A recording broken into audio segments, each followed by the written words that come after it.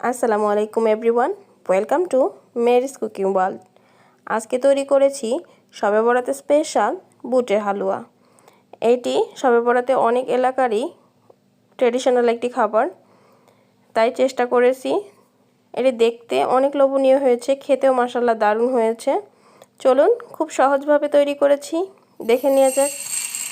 প্রথমত আমি 1.5 কাপ পরিমাণ বুটের ডাল নিয়েছি, এখানে খোসা ছাড়ানো। এই বুটের ডালগুলো 6 ঘন্টা ভিজিয়ে রাখবো। 6 ঘন্টা ভিজিয়ে রাখার পর খুব ভালোভাবে পরিষ্কার করে ধুয়ে নিয়েছি, দেখতেই পাচ্ছেন ফুলে ডাবল হয়েছে। এখন আমি এগুলো সিদ্ধ করে নিব। তার জন্য প্রথমে কড়াইয়ের মধ্যে ডালগুলো দিয়ে এখানে অ্যাড করে দিব গরম মশলা। দিয়েছি 2 টুকরা দারচিনি আর 4 পিস সাদা এলাচ। এখানে দিয়ে দিলাম আগে থেকে জাল করা দুধ। আপনারা আপনাদের পছন্দ মতো পানি দিয়েও সিদ্ধ করে নিতে পারবেন অথবা দুধ দিতে পারবেন। এখানে একটা ট্রিক্স দিয়ে দিয়েছি বেকিং সোডা। আপনারা চেষ্টা করবেন 1/2 চা চামচ পরিমাণ বেকিং সোডা দিতে, তাহলে খুব দ্রুত সিদ্ধ হয়ে আসবে। দেখতেই পাচ্ছেন যেহেতু দুধ ঢাকনা দিয়ে সবসময় রাখা সম্ভব না, এই জন্য আমি একটু পরপরই ঢাকনাটা উঠিয়ে ভিতরে বাষ্পটা বের করে দেওয়ার চেষ্টা করেছি। এভাবেই পাশে থেকেই পুরো সময়টাতেই সিদ্ধ করে নিতে হবে। আমি একটু মাঝে মাঝে নেড়ে চেড়ে দেখছিলাম সিদ্ধ হয়েছে কিনা। এই তো ডালটি অনেকটাই সিদ্ধ হয়ে এসেছে। আমি আর 5 থেকে 7 মিনিট ঢাকনা দিয়ে জাল করে নিব। এই তো ডাল আমার সিদ্ধ হয়ে গিয়েছে। এখন আমি গোটা গরম মশলাগুলো আলাদা করে নিব।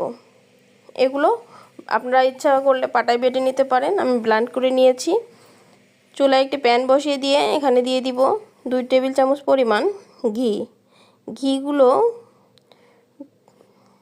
গলে আস্তে আস্তে আমরা এখানে দিয়ে দিব ব্লেন্ড করা সেই ডাল।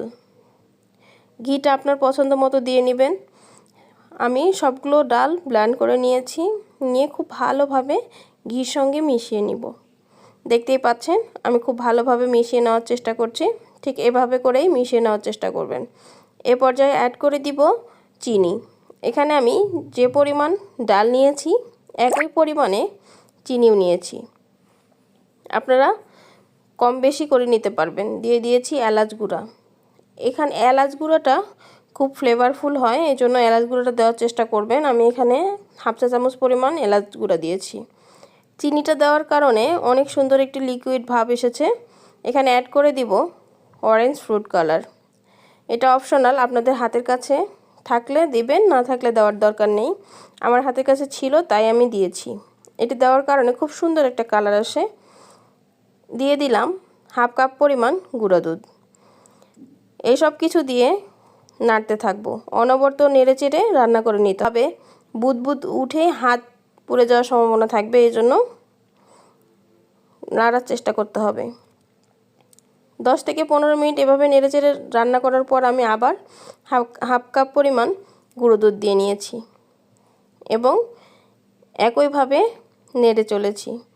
প্রায় 35 মিনিট পর এই অবস্থা। দেখতে পাচ্ছেন চুলার আঁচটি মিডিয়াম টু লোর মাঝামাঝি থাকবে। আমি এভাবে নেড়ে চেড়ে অনবরত মিশিয়ে নিচ্ছি। দেখুন নিচের পানি একদমই শুকিয়ে গিয়েছে, প্যানের গা ছেড়ে ছেড়ে আসছে। এই তো হালুয়াটা কমপ্লিট হয়েছে। যখন দেখবেন যে হালুয়া থেকে ঘি বেরোচ্ছে তখন কমপ্লিট।